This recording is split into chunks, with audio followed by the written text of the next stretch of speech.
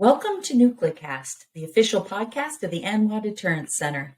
Each week, we bring you leading experts for a lively discussion on topics related to strategic nuclear deterrence. Our host is Dr. Adam Lowther, Director of Strategic Programs at the National Strategic Research Institute. The views of the hosts and the guests are their own.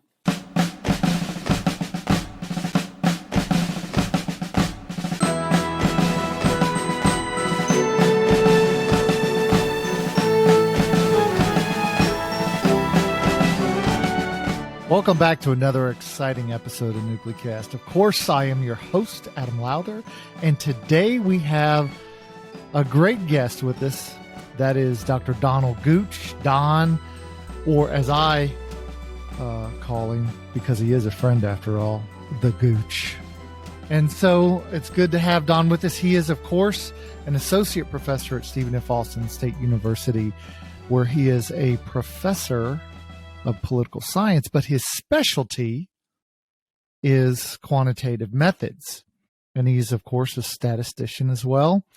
And so the reason to bring Don on the show, and Don, you're going to get to say thanks for having me on, but just give me one more second. And the reason we brought Don on was because we wanted to talk about measuring deterrence. How do you measure deterrence? And who better than somebody who measures political events and activities? And Don and I have done some work together before where we've looked at measuring risk. And so therefore, I thought he'd be great to talk about this very topic. So with that, Don, welcome to NucleCast. Well, thanks for having me, Adam. Man, it's good to see you again. I'm sure as always, you're happy to be in my home state, the great state of Texas, not far from where I grew up. So looking forward to next time I'm home, maybe we'll get a chance to go have a beer. That sounds like a great plan. So deterrence. Deterrence. How do we measure deterrence? That's our fundamental question. So, how do we measure deterrence? Well, it is, I think before we get to that particular issue, how do we measure it? We have to start with the problem of, or what is deterrence? Deterrence in this case is someone or a country. So we're looking at the international scene, a country not engaging in conflict with another country, right? So they are deterred from taking some action of conflict against another country. So the fundamental problem of deterrence, of measuring deterrence as a data analysis problem, is when it works, you don't see any. It's a not event, right? It's something that didn't happen. I liken it to so if we're going to study deterrence, we have to study deterrence more with the things that happen that coexist with when deterrence happens, right?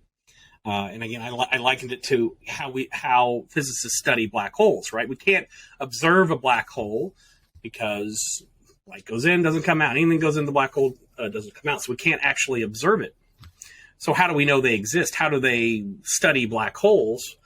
They look at all the things that black holes affect and that we can observe. Right. And so we have to do the same thing with deterrence. We have to look around a deterrence event, what would be, and ask ourselves, what are the things that we should observe when a country has successfully deterred another country, and observe those things.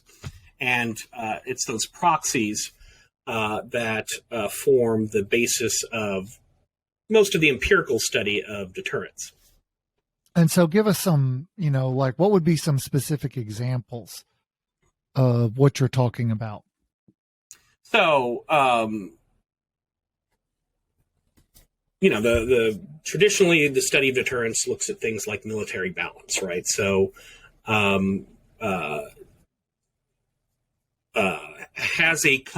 what is a country's military capabilities relative to another country's military capabilities. Mostly we look at these things in what are called dyads. So a dyad is a country relative to another country. So we're looking at actually at those two countries' interactions as a singular observation, or as our unit of analysis. And so looking at dyadic interactions, when one country could deter another country, we might look at their relative military balance, right? So if as a country builds up its military, adds to its military capabilities, it may either be widening that military balance between a country, the other country and the dyad, or it may be closing that gap, right? So then we ask ourselves, well, how does acquiring that military capability deter the other country? Right? Theoretically, it should deter them. The more I build up my military, right? The more I get military capability, the more you're deterred from engaging in conflict with me where you might lose. So we look at military balance. So if we look at the behavior that we would expect, can we also look at the behavior that we would expect if deterrence didn't hold? So if we expect a country to take an action and then they don't take the action, then I would assume, because we know we would generally have a sense of what they want to do. Yes. And then when they don't do it. Well, and that may lead us into talking about the kinds of deterrence. So we don't want to just treat military capabilities as a black box. Obviously, it matters whether or not you're building a navy versus adding to your ground troops or developing a nuclear capacity. Right, since we're on Nuclecast. If you're adding to your nuclear capacity, and the traditional studies of deterrence have said that changes the game, right? Because if we think about it from a game theoretic perspective, the threat of nuclear war, whether it's a limited nuclear war, whether it's a full-on second strike scenario, the implications of it move beyond simply conventional conflict, right? And so the bigger that threat gets, the more it. So on the one hand, we would expect it to deter major conflict, right? Because major conflict might involve nuclear weapons. The sort of counterfactual or the counterintuitive result is that traditional deterrence expectations are minor conflict possibilities actually go up. Sure. And the reason for that is that, well, the prospects of a minor conflict turning into a major conflict is lessened. The probability is lower because each side knows that could lead to nuclear conflict, and that's such a that's sort of the no-win scenario of nuclear conflict makes minor conflict or proxy conflict more likely. So what? So we should see. So if nuclear deterrence is working, we might see. We might go, okay, well, nuclear deterrence means people should not be fighting. No, it actually might be. You might be seeing more conflict. You're just seeing it as they're minor conflicts, not major conflicts. Yeah, so it's pushing conflict down. I have a sort of a diagram of what I call the conflict pyramid, with nuclear deterrence being, the capstone of it. And then you move down levels of major conflict and lesser conflict and insurgency. And, sort of at the bottom might be hybrid warfare for the Russians or the Chinese, or terrorism. And that as you're successful at deterring, you're pushing your adversary further and further down that conflict pyramid. And, that's obviously a good thing, but it's not necessarily an indication that deterrence has failed. It's an indication that it's been successful, but it's still your adversary's been able to express their discontent, but in such a way that it doesn't, prove an existential threat. Right. So, look at the situation in Ukraine. We might say, well, this proxy war going on in the Ukraine is that evidence that deterrence has failed. Okay, well, maybe we could make that point, but we could also argue, or at least based on the deterrence game theoretic perspective, you could argue that in fact it is evidence that deterrence is working, or at least nuclear deterrence is working, because the threat of nuclear warfare is omnipresent. Certain conventional responses are put off the table. So in a world where we didn't have nuclear weapons and this conflict was going on, perhaps Russia chooses to expand the conflict to NATO countries, understanding that is going to escalate only to a wider conventional war. It has no prospects then of escalating to nuclear a nuclear confrontation. So, and on the other side of it, the U.S. and its allies can fund Ukraine, can support Ukraine in such a way where perhaps in a world that didn't have nuclear weapons, it would invite an escalation of that conflict to actual NATO countries, and they can and the reason that they can actually fund and provide weapons to the Ukraine and fight this proxy war is the presence of nuclear war. We are observing nuclear deterrence work. Yeah, I also wonder about, in terms of this fundamental question of how do we measure deterrence. There's also opportunities, I would think, sort of after the fact, where we could go back into, historical archives, for example. And we might read letters of U.S. presidents or, former chairman of the Communist Party, former general secretary that says, I did this or did not do this because of this. And so sort of a historical approach to it. But that's sort of an after the fact. And so which is useful because it gives us cases. Yeah, we've got a lot of information, for example, on the Cuban Missile Crisis and President Kennedy, the famous 13 days, considering all of his strategic options to respond to Russia attempting to place nuclear weapons in Cuba. We have the traditional studies of the bureaucratic studies, which is, hey, it's crazy. The Navy suggests a Navy blockade. The Air Force just suggested let's go bomb their installations, and the Army suggested, well, let's invade, let's have an invasion, right? So that's sort of the traditional analysis there was related to sort of the bureaucratic constraints of what possible strategic responses you can have. But we can also look at that for the deterrence effect, right? So one of the reasons that was de-escalated is the threat of nuclear weapons. If, again, envisioning a world that doesn't have nuclear weapons and we have Russia wanting to establish a foothold in Cuba, that's a different strategic scenario and might have played out differently. Now, we're about at that time in the show where we have to take a quick break. So we're talking to Don Gooch. We're talking about how do we measure deterrence? What do we have in our toolbox to do that? And we'll continue with that discussion in just a moment.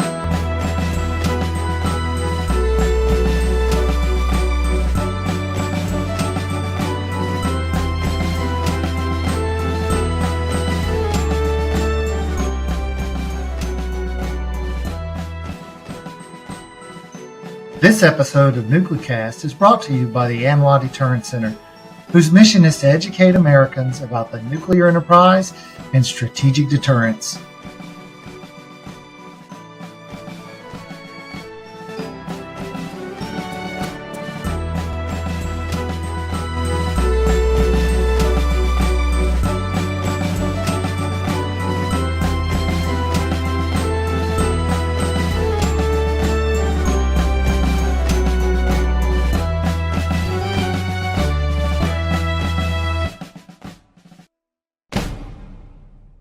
And we're back and we're talking with Don Gooch, professor at Stephen F. Austin State University, a friend of mine, and what we lovingly call a quant. But so, Don, we were talking about sort of this toolkit that we have, this range of options. And you mentioned to think of it like a black hole. And you can't see light coming out of the black hole, but you can look at what's going on around the black hole and know that the black hole's there. It's sort of I like that analogy for deterrence. Yep. I think it's one that works. Now, I wonder, I'll give you sort of a contemporary example of a challenge. So if you take there, a few years ago, the Air Force flew a B-2 across the Korean Peninsula, and the Koreans didn't see the B-2. Their radars didn't pick it up. And they were doing it in response to some provocative action by the Koreans. And it was supposed to be, a deterrent message to tell them to sort of knock it off. Well, the Koreans missed it, so it didn't work. So they sort of understood that. The Air Force was, wow, that didn't work. So then they flew a B-52. They had fighter jets accompanying it. The media was involved, and it was a message you couldn't miss. And then, the North Koreans sort of quieted down a little bit. So there are practical reasons why we would want to measure the effectiveness of deterrence sort of in real time. If you were to be sitting with the Global Strike Commander, or, the STRATCOM commander, or the Air Force Chief of Staff, or the SecDef, and you were to be giving them advice on how they can measure deterrence as they conduct operations, what kind of advice would you give them? So we're trying to determine whether or not our deterrence actions are being taken credibly. Yeah, right? Are they working? Are they working? Obviously, and I think your example kind of illustrates it. I need to look for evidence that they have observed our deterrence message. So we have communicated to them in a very clear and concise way. We wish to deter this particular activity. We don't want you, for example, sending your aircraft carrier into this particular area, because doing so we take to be an escalation of conflict. So we don't want them to do that. So the first thing is, on our end, we have to make sure that our message is clear and that it is credible. Right. So, so how would we know so the first question is, we need to know that they observed our deterrence message. Right. So how do we see that? Might be communiques, might be high level diplomatic communications. It could be public statements, for example. Yeah. Public statements along those lines. Of course, you always get into the question of are those cheap talk, or are those actual credible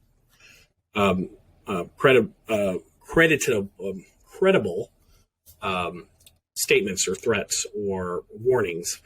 So was it observed? We need evidence of that, and then we might break down that deterrence reaction to not just, did they not send in the aircraft carrier? Maybe we're looking for, because that's sort of after the fact, right? So maybe we're looking for evidence that they are reacting to our threat. They're taking it seriously. They find it to be a credible deterrence message. And that, again, could be through communiques. That could be through secondary movements of their military. So evidence of the reaction. And of course, fundamentally, did they not do what we wanted them not to do? Sure. And again, since if we made a credible deterrent message, it was observed, and then they didn't do it. That's probably as good as we could do. We cannot say. I mean, I could not tell that Stratcom commander, well, in a universe where you didn't send the deterrence message, they would have done this, right? Never going to be able to do that because we only run history once.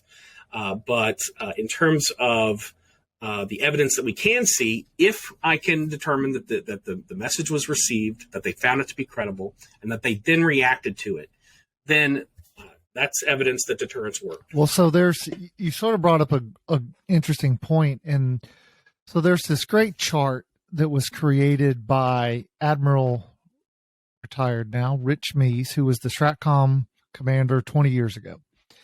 And he had the staff look at the average number of casualties each year in conflict. And I think they went from like 1,600 to, the year 2000 or so.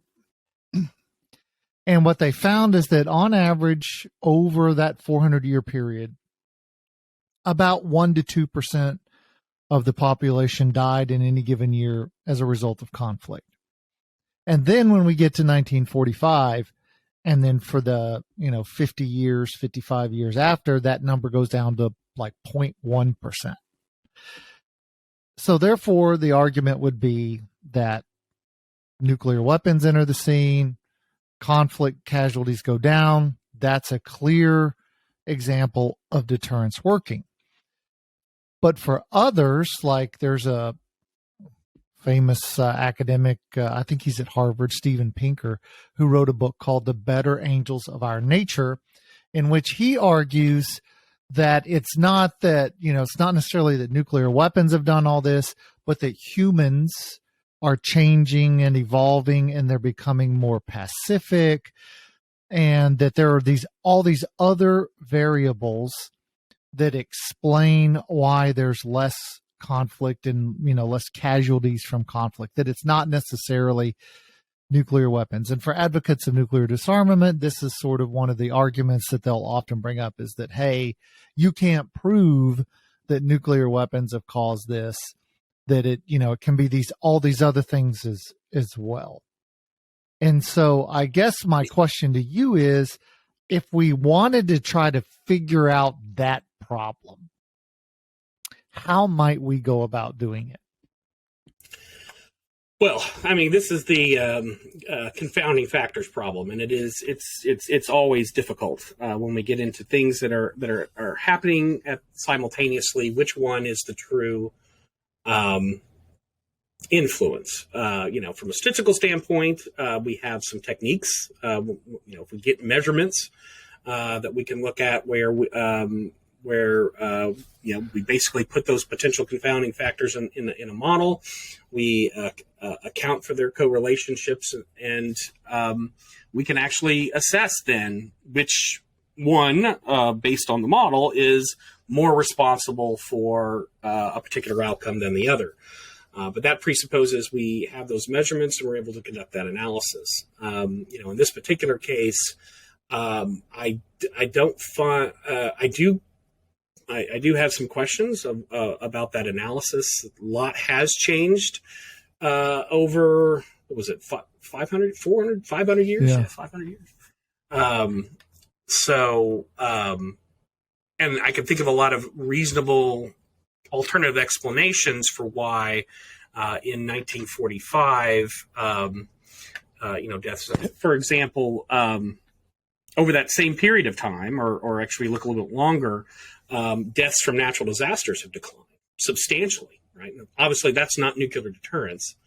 That is a function of the fact that we are increasingly large portions of the population of the world are living in safer homes, safer places. We have better warning systems with regards to natural disasters, and so fewer and fewer people are dying from them. So is something like that happening in the area of conflict? Is conflict in the modern era become less deadly, oriented towards mass casualties, yeah, right? And so we're still having conflict.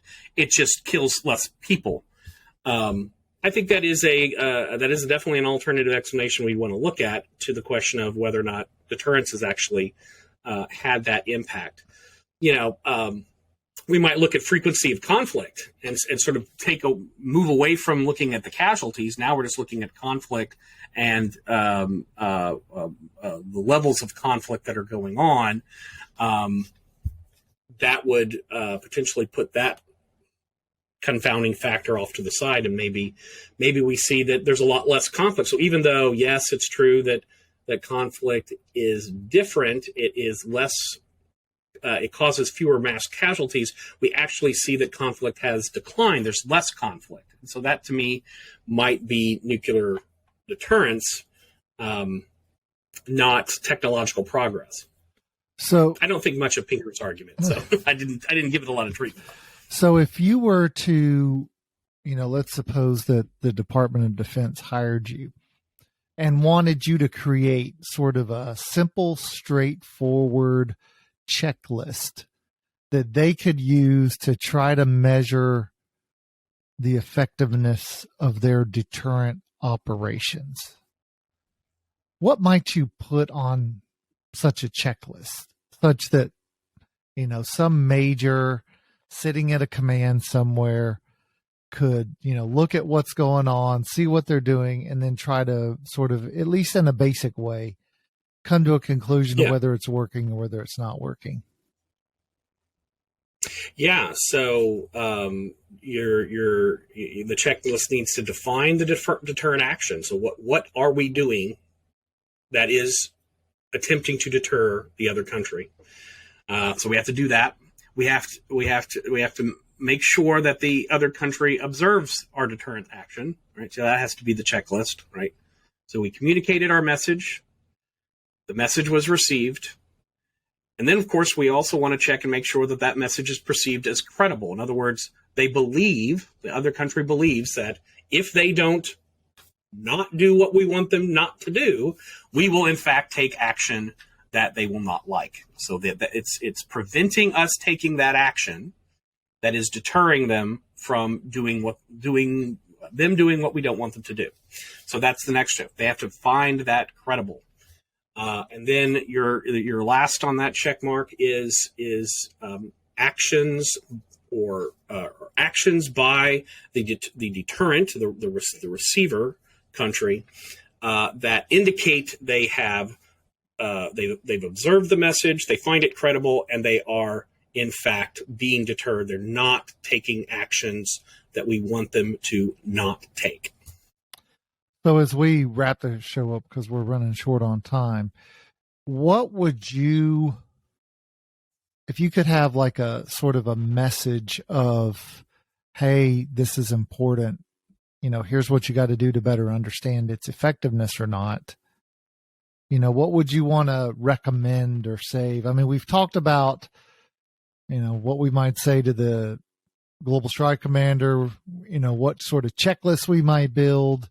Is there anything left? And for the listeners of Nuclecast who, they might be military officers, there's some academics, there's folks in the sort of the Department of Energy side.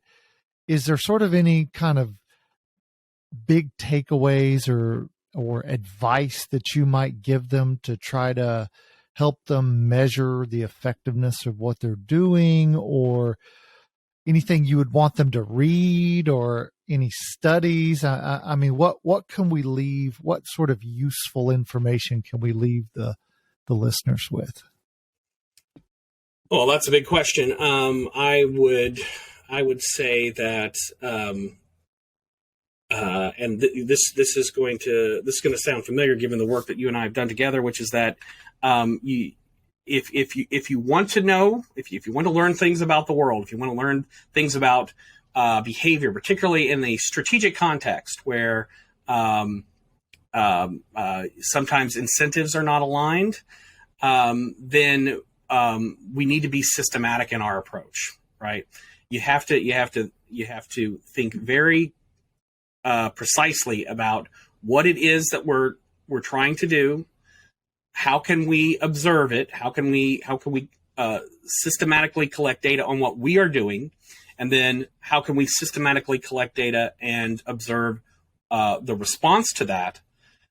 Only then can we start to get at answering those kind of questions. If we don't do the work in systemizing and comprehensively collecting our data and then assessing it, then we're just in the world of who knows. Yeah, we're sort of sticking our thumb in the air and saying, "This is what my gut tells me." Yes, we're in the listening to our gut because it's the only thing we know. All right. Well, I want to thank Professor Don Gooch for joining us. Thanks for talking about it. And it is a hard topic. I'm not going to lie. It's one of those really.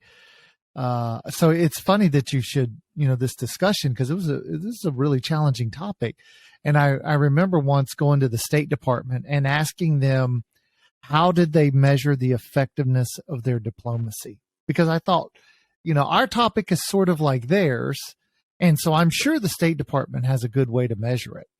And in the end, they didn't measure it. They measured the inputs to what they did. They didn't measure sort of outcomes.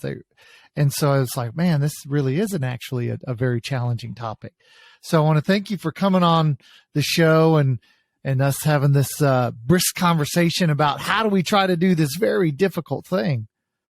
So thanks for. Well, thank you for having me, Adam. Yeah, it was a good chat. And of course, I always want to thank the listeners. This, of course, is going to be one of those shows where you have to think carefully through the discussion and through what Don has said and see how it's applicable, because I don't know about you. I know you love stats, Don. I took 5 or 6 stats class in graduate school, and I will say they were not my favorites, but I managed. I got through. But so thanks to the listeners as well, and thanks to you, Don, and we will look forward to seeing you on the next episode of NucleCast. And of course, as always, stay tuned for my afterthoughts.